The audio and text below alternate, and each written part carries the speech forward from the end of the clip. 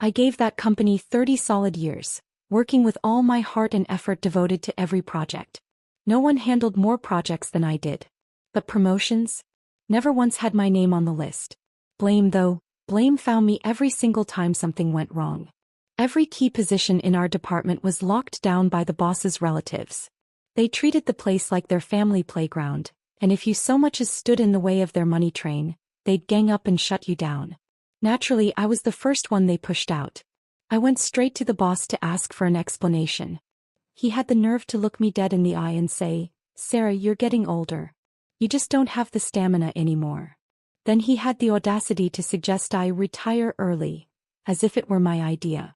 When my son Jordan heard, he nearly jumped out of his chair from excitement.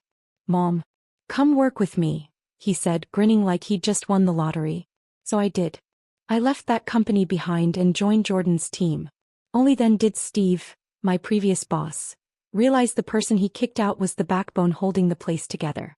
I used the network I'd built over the years to land the company a sizable project, and we were deep in the thick of it, pushing things forward at full speed. Steve, my boss, caught wind of it and couldn't help but sneer. In his eyes, I was just a washed-up freeloader coasting on past glory. He chalked the deal up to pure luck and nothing more. Meanwhile, his whole gaggle of relatives at the company kept throwing wrenches in my way, nitpicking everything I did. Jordan couldn't stand it. He tried more than once to get me to quit.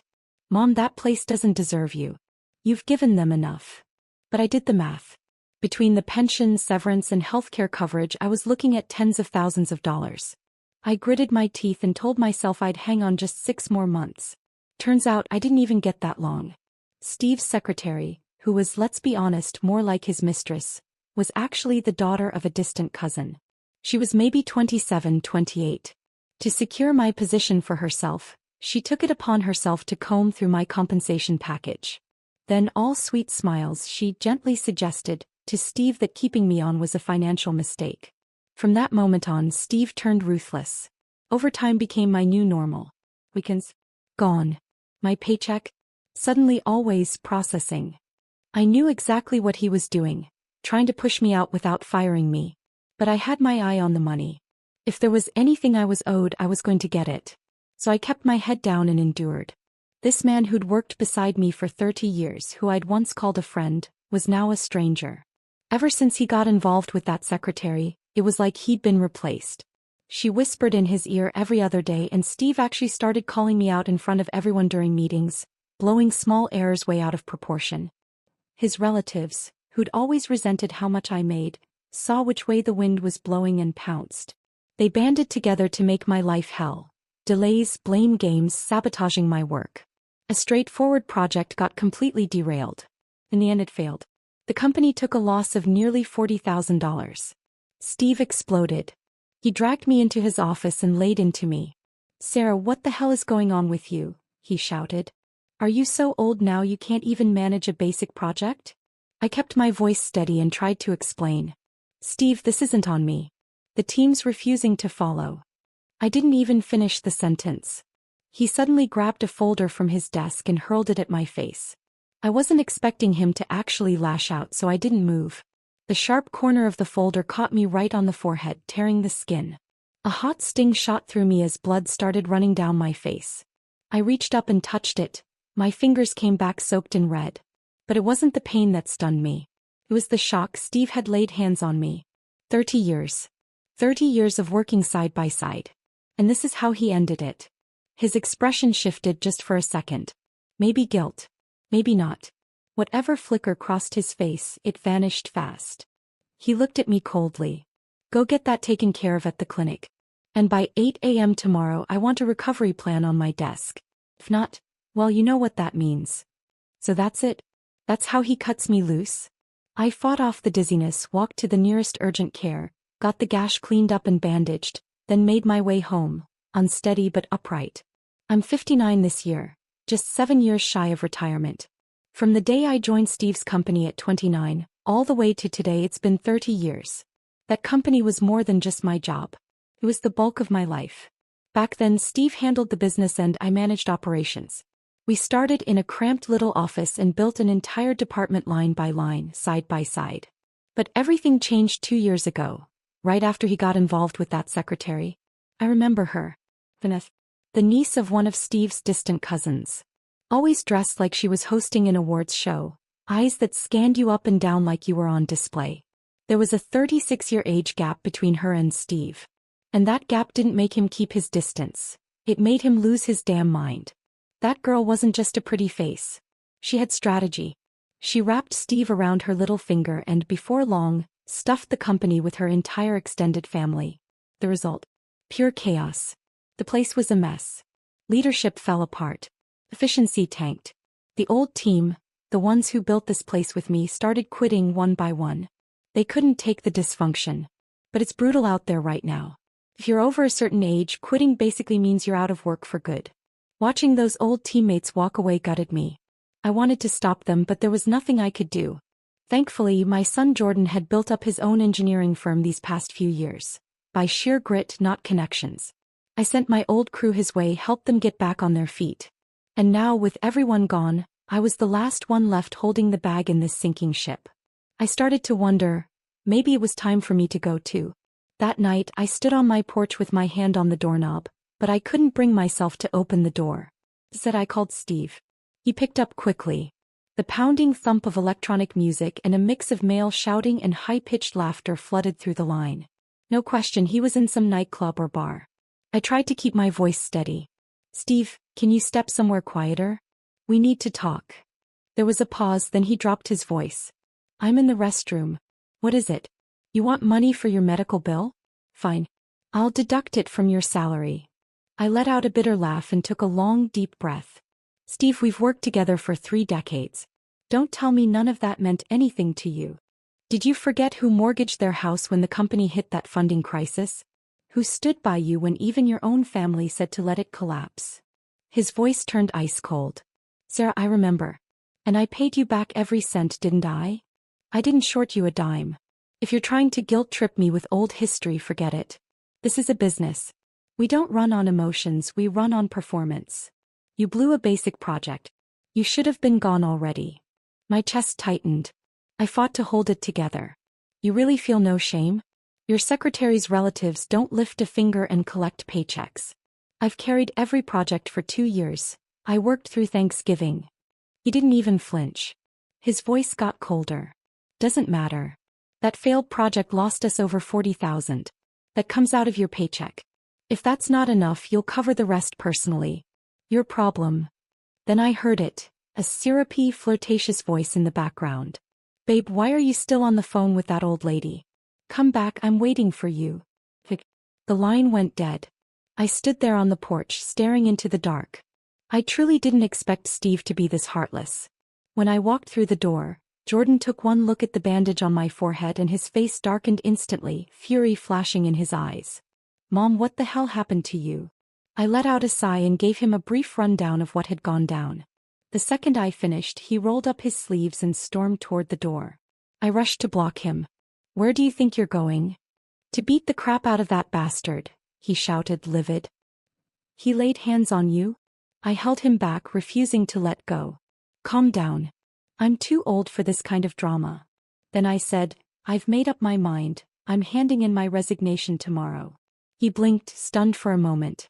Then a wave of relief washed over his face and a grin tugged at the corners of his mouth. "Finally, Mom. You've come to your senses." I gave a half-hearted smile. The truth was, it wasn't about clarity. It was simply that I had no other choice. That night, I sat down and put together a thorough postmortem of the failed project. Every responsibility, every decision clearly outlined. I emailed the entire thing directly to Steve. If I was walking away, I was drawing the line while I still could. From this point on, everyone would own their own mess. As for that so-called 6-figure loss? Sorry, Steve, go chase your brilliant little team of stars. And I wasn't stopping there. I was filing for labor arbitration. After all, Steve owed me back pay from the last 2 years, well into the 6-figure range. No way was I letting that slide. When I told Jordan, he immediately offered to connect me with a top-notch labor attorney. He even invited me to officially join his company. "Mom, if you're willing, I'll get your office ready tomorrow." I nodded and smiled. I'd like that. Jordan's company was a completely different world. So many of the old colleagues Steve had driven out were already working there. Seeing their familiar faces again was unexpectedly heartwarming. That evening Jordan took me out for dinner. Between bites and sips of wine he laughed and said, "Steve had it coming. Every core member he pushed out is now with me. And Mom, you probably haven't heard, I just landed a major city contract last month." He looked so proud, just like he did as a kid when he'd come home with a school award, beaming and waiting for my praise. As for Steve and me, we were well past the point of no return. He tried to stick me with the blame for the project loss, demanding I pay for the damages, while behind the scenes he was already planning to use that same money to spoil his precious little secretary. What he didn't count on was that I'd come prepared. Long before I resigned, I had already compiled a detailed accountability report on the entire project. Every budget overrun, every delay, every execution failure, clearly documented and assigned to the right people. I sent that report not only to Steve but to every shareholder on the board. And it clearly stated that the loss was caused by his unqualified nepotism-hired team, not me. That document sent shockwaves through the company. Combined with my lawyer's arbitration filing, it finally knocked the wind out of Steve. He had no choice but to pay me every cent of the wages he owed. But I wasn't done yet. I also filed a medical compensation claim. The amount wasn't large, but I didn't care. I just wanted to watch him squirm. Rumor has it he slammed the table and shattered his phone the minute he got the notice. He even started making threats, bragging that he'd steal one of our upcoming contracts and crush Jordan's company. The moment I heard that, my face went cold. I had worked in his company for 3 full decades. I knew exactly what kind of man he was behind that polished facade. Turning on me was one thing, but coming for my son? That crossed a line. I immediately sat down with Jordan and brought up the Metro Ring project. I told him I wanted full control of the bidding process. I was going to face Steve myself. I wanted to look him in the eye and see exactly how he planned to take us down. The Metro Ring project was a major urban transit loop initiative led by the city government, with a projected late-phase budget climbing into the tens of millions. When I stepped into the bidding hall, the first thing I saw was Steve and his secretary Vanessa, seated across the room. The tension in the air was thick. Seeing your adversary face-to-face always is. Steve spotted me and put on a fake friendly grin, raising his voice just enough to be heard. "Well, if it isn't our company's old guard. Sir, long time no see. You switching careers to become a consultant now?" Vanessa let out a sharp little scoff, chiming in with a smirk. "Mr. Hamilton, why waste your breath? Nobody owes face to someone who got fired these days." I brushed a speck of lint off my blazer sleeve and replied, cool and steady, "Steve, I have to hand it to you. You're really living your best life. 60-something and still keeping up with a secretary in her 20s. I hear your wife hasn't caught on yet. Must be quite the balancing act." The smile froze on his face. "You threatening me?" he muttered, voice low and eyes flaring with rage. I gave him a dry chuckle. "Please. Don't flatter yourself. If I had the time, I wouldn't waste it on you." Vanessa leaned in, pasted on a sugary smile and whispered in his ear, "Baby, don't bother. She's just a washed-up has-been. We're here to win this contract, not argue with nobodies." She batted her lashes and patted his arm like she was calming a spoiled child. And like clockwork, Steve's temper cooled a bit. He gave a little cough. "You are right, she's not worth it. Let's stay focused." The hall was filled with company reps, but only 2 firms were real contenders: Steve's Hamilton Construction and my son's company, Miller and Company. The rest were just there to observe and maybe learn a thing or two. Once bidding began, the city's project office threw in a curveball. To improve efficiency, they announced they'd split the contract into 2 parts: Phase A for initial construction and Phase B for final completion. Each would be awarded to a separate firm. Phase A went to us. Phase B went to Steve. His face darkened on the spot. He had his eyes on the full project. Getting only half was a slap in the face. Then the lead official delivered the final blow. "We heard about your recent project failure, Mr. Hamilton. This is a critical job. We can't afford another risk. If you want to stay in the game, prove you're serious. Otherwise, we're more than happy to give newer teams a chance." The room went stone-cold silent. I kept my head down, flipping through my notes, but I could feel my lips twitching with amusement. Out of the corner of my eye, I saw Steve's jaw tighten so hard I thought he might snap a molar. Some debts don't need collecting. Life has a way of settling the score. But the best part came a month later. I was just arriving at the office when Jordan burst in, practically shaking with barely contained laughter. "Mom, I've got something hilarious. Guess what Steve did last night?" I raised an eyebrow, not taking the bait. "What?" "He sneaked into our office and tried to steal our project plans." Jordan dragged me to a chair, lowering his voice like he couldn't wait to spill. "He called up one of our former employees, right? The guy he forced out. Started asking tech questions like he was desperate. And guess what the guy told him? 'What, you don't have any engineers left? You're really calling someone you fired for help?'" Steve panicked. Started begging. Said if the guy helped him out he'd pay him 50 grand in consulting fees. The guy agreed on the spot. Took the money and then blocked him on everything. I laughed out loud, gently swirling my coffee. Serves him right. That entire old crew, Steve worked them like dogs for years and then tossed them out like trash. Jordan was amused, but a flicker of concern crossed his face. "Still, 50,000's no joke. What if Steve accuses our guy of extortion? If he drags the project into a mess, we could take the hit." I waved it off, calm as ever. "Don't worry. I know those folks. None of them are pushovers, and none of them make dumb moves." Sure enough, Steve threw a tantrum behind closed doors, but he swallowed his pride in the end. Turns out he still owed that former employee part of his severance. If this ever made it to court, not only would he have to cough up lawyer fees, he might end up owing even more. That's when a thought sparked in my mind. Maybe, just maybe, this was my window. So I invited a few old colleagues out for coffee and compiled a full list of employees Steve had stiffed: wages, benefits, everything he owed.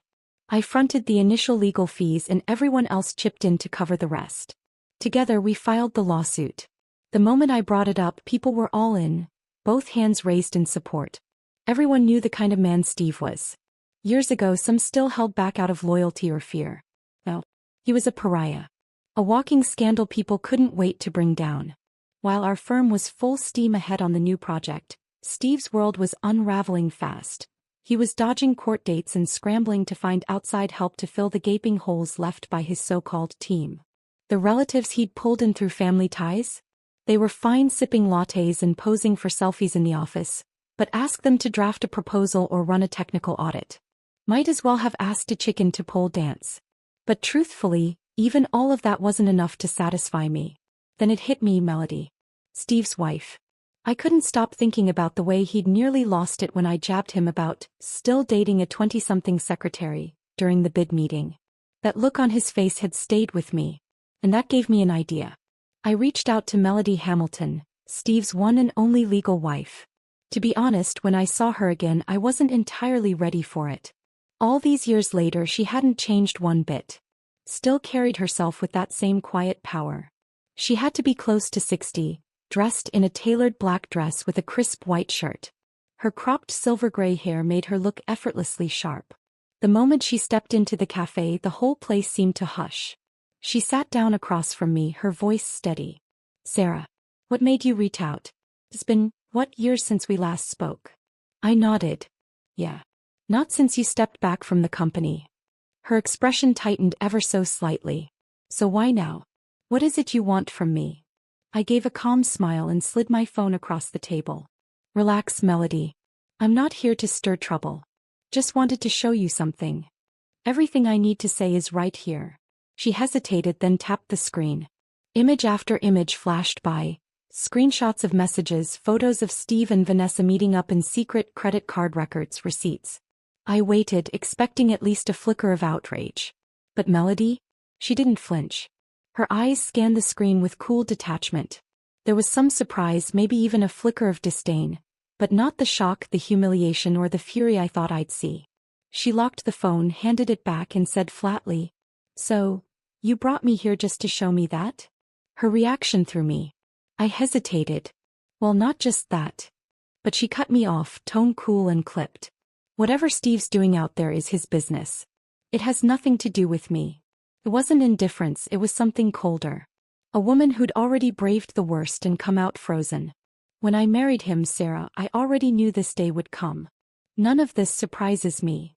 In that moment, I understood why she hadn't so much as blinked at the evidence. There were things she wasn't saying, but I heard them loud and clear. Back when the company was still in its infancy, Steve and I had built it together. The three of us were known as the Iron Triangle. We'd taken on the toughest clients and the ugliest deals side by side. She had a promising career, until her late 30s when she suddenly stepped back and married Steve, who was CEO by then. I never quite understood her decision. She could have married someone who saw her as an equal, who built her up instead of boxing her in. Instead, she married the man who later turned her into a housewife, and then cheated on her. But maybe in her eyes I was the one who didn't understand reality. Melody took a sip of her coffee and spoke, calm as ever. My first marriage was for love. It didn't end well. When things got better financially, the love disappeared, and so did he. He cheated. This time I chose not to be that kind of fool. Steve has money.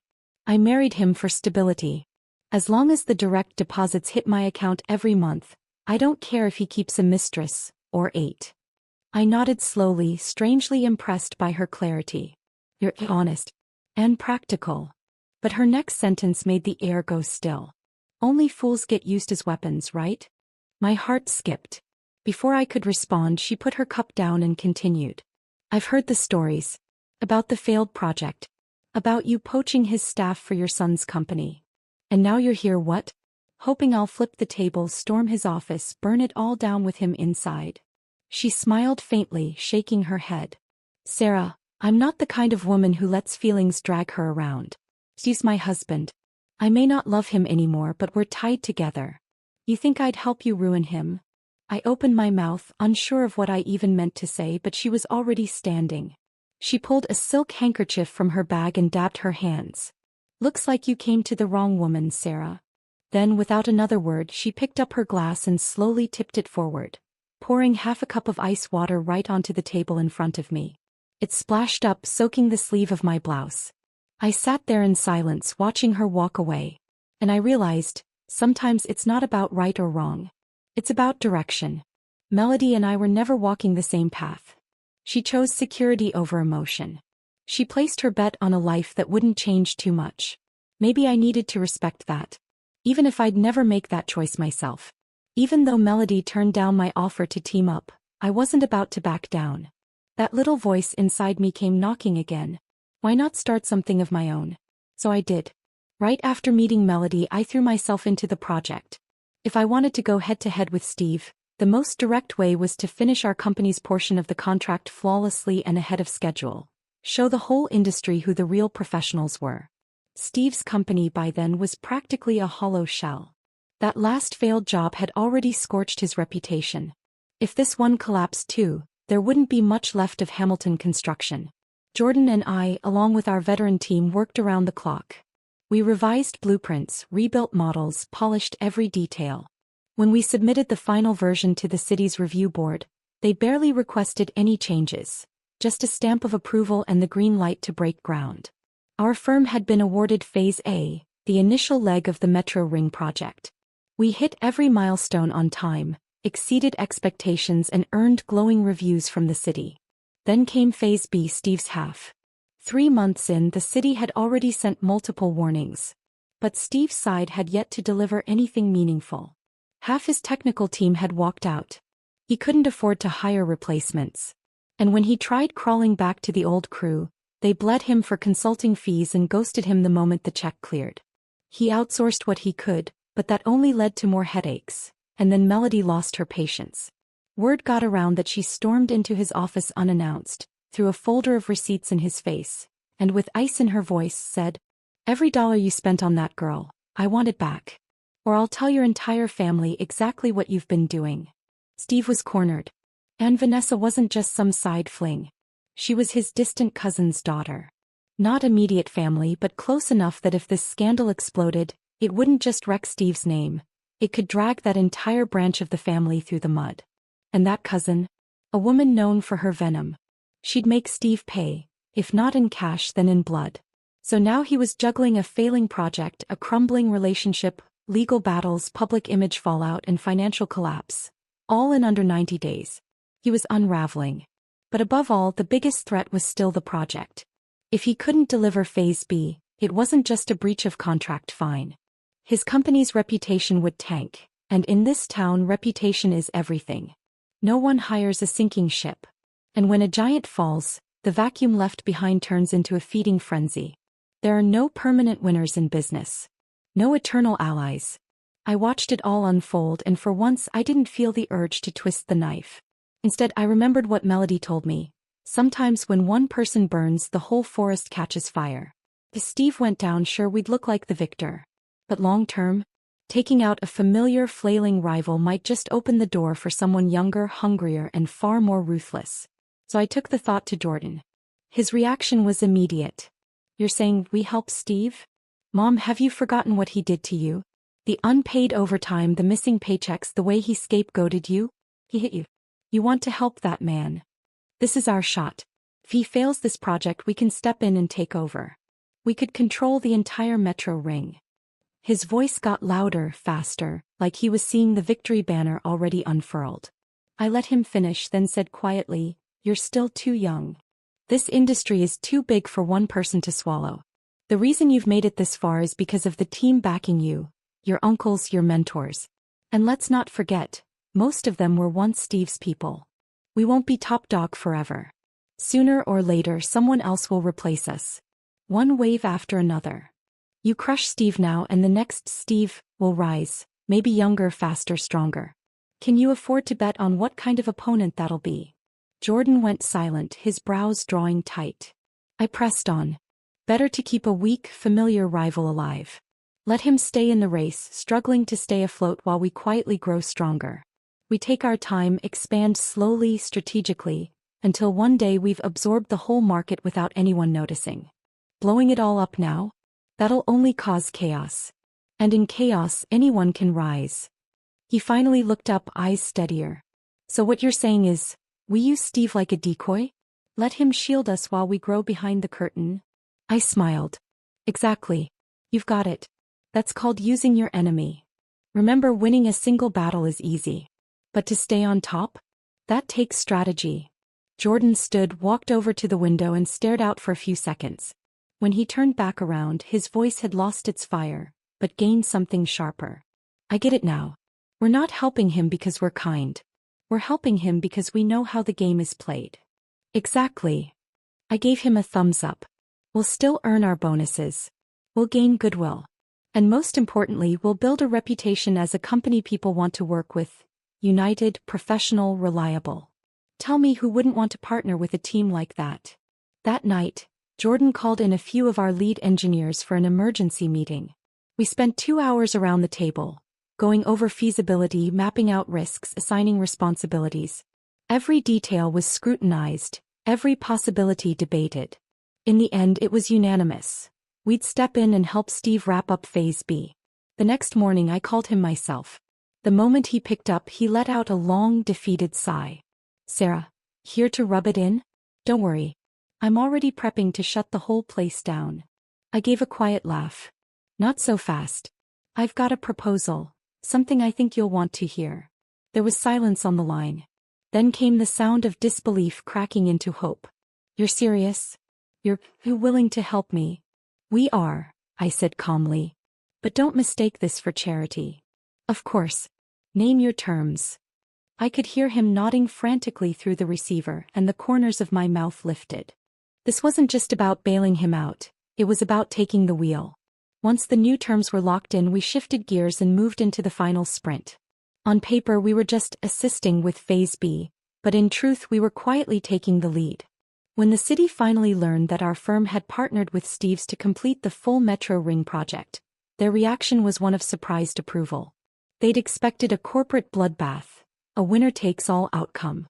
Instead, they got seamless cooperation and a flawless delivery. And as far as they were concerned, that made Jordan a leader worth betting on. Because to the city, it never really mattered who got the contract. What mattered was results, on time, high quality, no drama.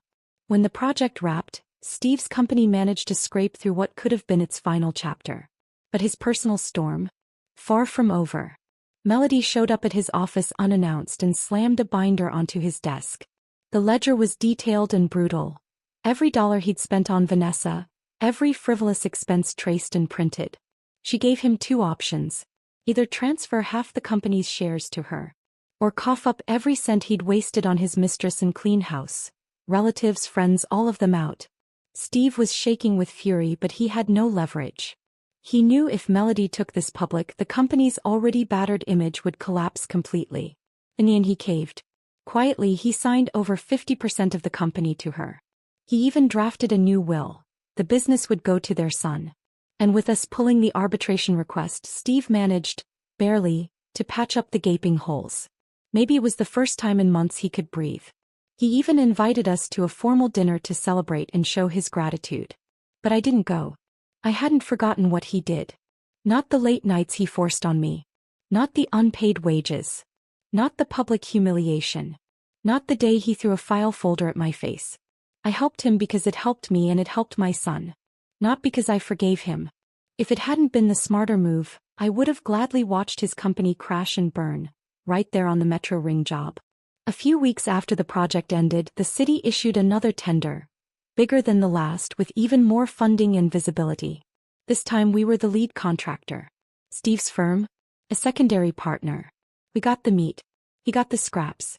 Resources, control, profits, reputation, everything had shifted. And just like that, Jordan's company became the new industry benchmark. While Steve, he was still out there clinging to old favors, trying to stay relevant. That night he called out of the blue and asked if I'd meet him for dinner. Said he just wanted to catch up like old friends. I figured it'd be business talk, maybe something about the project, but the place he picked caught me off guard. A little street corner barbecue joint that had been around for over a decade. Slightly run down, always noisy but full of warmth. One of those places that tugs at you with nostalgia. What I didn't expect was that he brought Melody along. This place ring a bell? Steve said, pouring me a glass of craft beer himself, grinning like we were 20 years younger. That year when we couldn't make payroll, remember? We had dinner right here. I nodded, accepting the drink. Of course I remember. You bought me and Melody the house special steak sandwich that night. Swore up and down we'd be rich one day. Steve laughed, eyes crinkling. We didn't know much back then. Just wanted to land the next job. Nobody had their guard up. I took a sip of beer, steady as ever.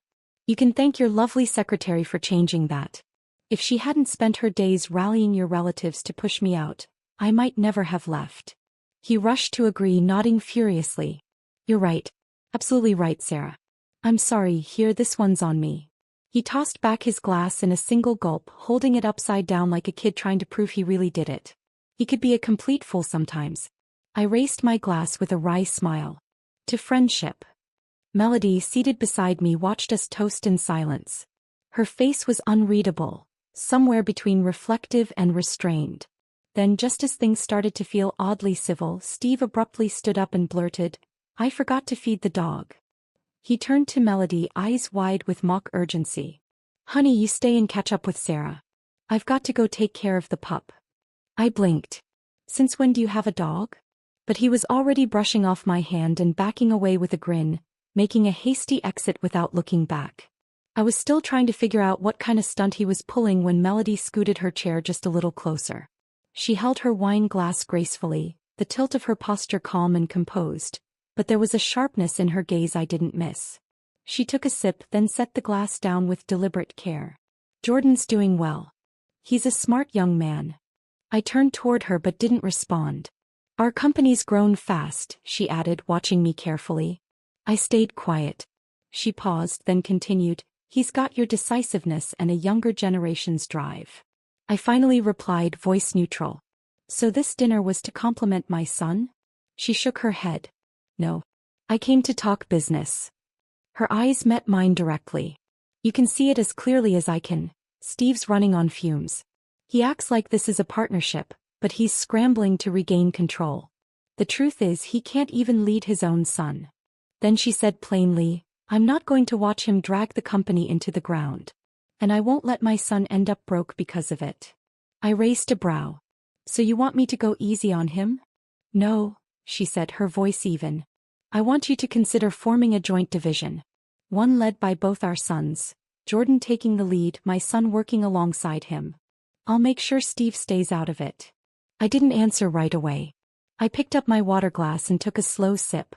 She gave me a few seconds, then continued, I know this might seem like a burden to you. But long-term it's a challenge for Jordan too. He needs to learn how to manage a teammate he didn't choose.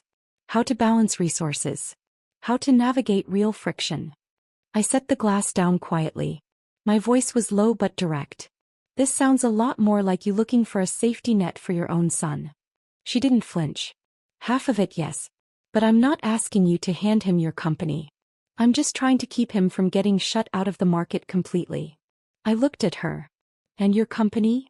We're not selling, she answered quickly. But we are restructuring. How it evolves from here depends on what they build together. I nodded slightly. You've played this well. Sacrifice Steve's pride to save your son's future. She stayed calm. I'm just doing what a mother's supposed to do. There was a pause before I replied. My voice softened but stayed firm. I'll consider it. But understand this. Jordan is someone I raised from nothing. I won't let anyone treat his trust like an experiment. Melody nodded. Understood. Everything would be above board, open, fair, fully transparent. He'll know the plan from the start. And will cooperate completely. By then the lights outside had dimmed to a soft yellow. The sounds of the street buzzed faintly through the restaurant's open windows. I didn't say yes. But I didn't say no either. That night as I walked home, my mind kept circling back to Melody's words. And I couldn't stop wondering whether this was strategy or survival. The next morning, I had just poured myself a fresh cup of coffee when Jordan walked into the office. He spotted me staring into space and narrowed his eyes. Okay, what are you thinking about now? I slid the mug across the desk to him and said calmly, Melody talked to me last night. He went on alert immediately. What does she want this time? I didn't sugarcoat it. She wants you to partner with her son on the next project. Small team. You take the lead, her son works under you.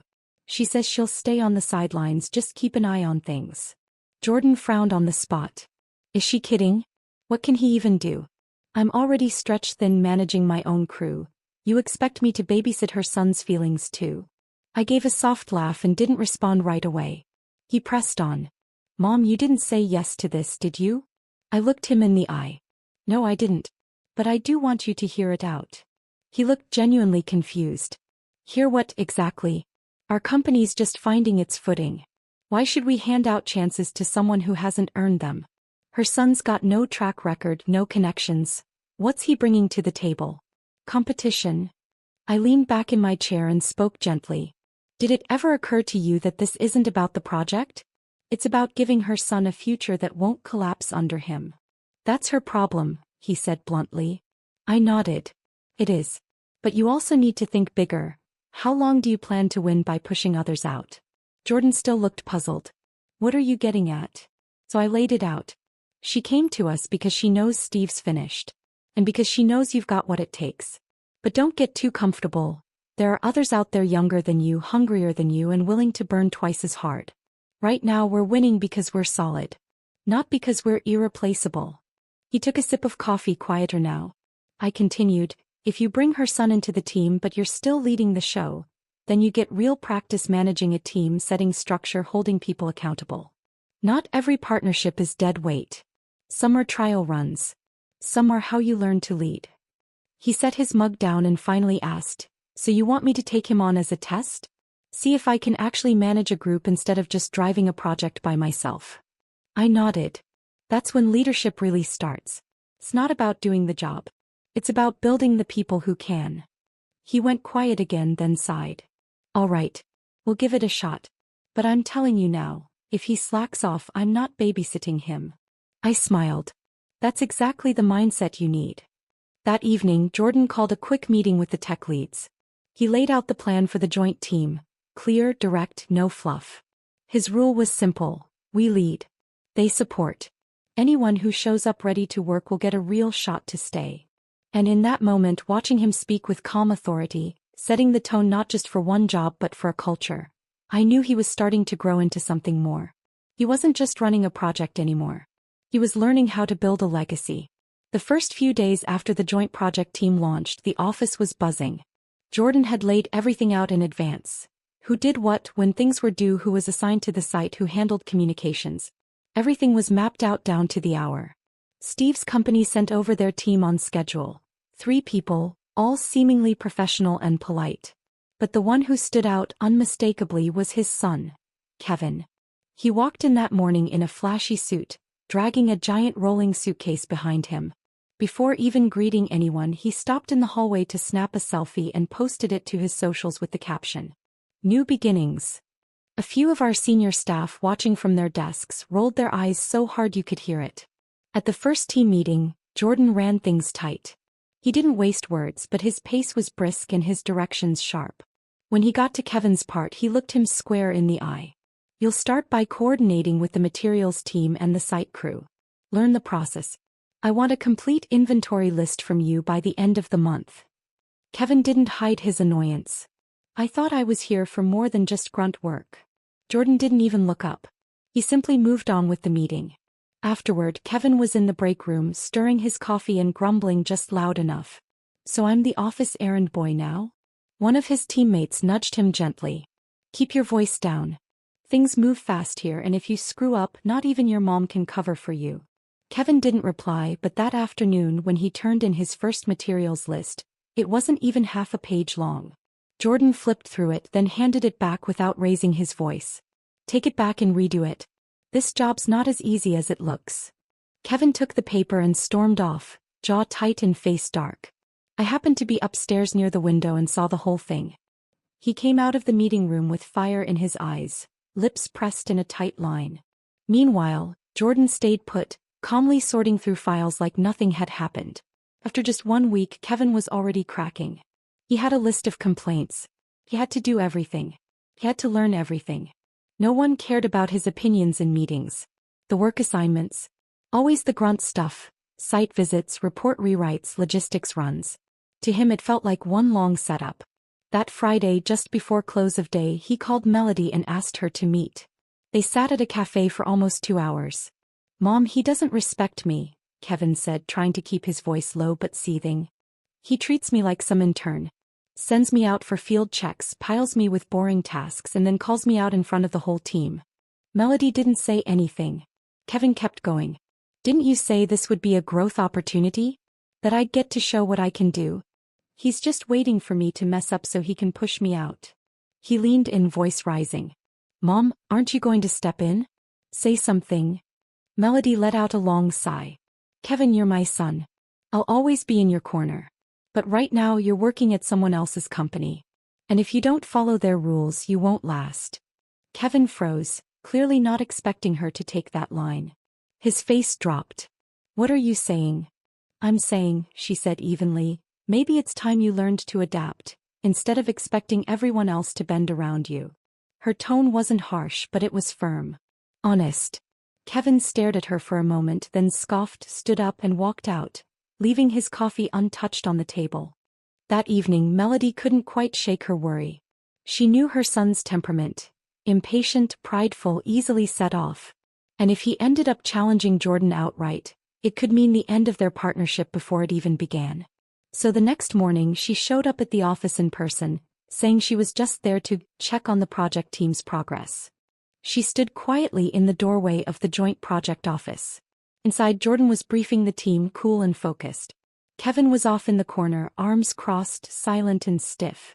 Melody took a step forward, clearly about to say something when I intercepted her. "Come with me," I said. "If there's something you want to say, let's do it privately."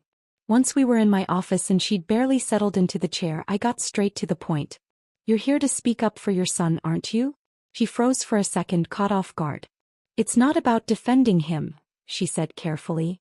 "I just worry he won't keep up, and if he drags down the schedule." I didn't let her finish. "If he can't keep up, the last thing you should do is interfere." Her mouth opened, then closed again. She had no response. I continued, calm but firm. "My son is running this project. If you bypass him to come to me, 2 things happen. First, you disrespect his authority. Second, you cripple your own son's credibility. If you want Kevin to have a real future, let him crash into a few walls. Let him fall. Otherwise, one day he gets handed a title he's not ready for, and the entire structure collapses under him." Melody looked down, saying nothing. A few seconds passed before she finally whispered, "He's been in a bad mood lately. I'm worried about him." I softened my tone. "I understand. You're his mother. It's natural to care. But this isn't a favor. This is business.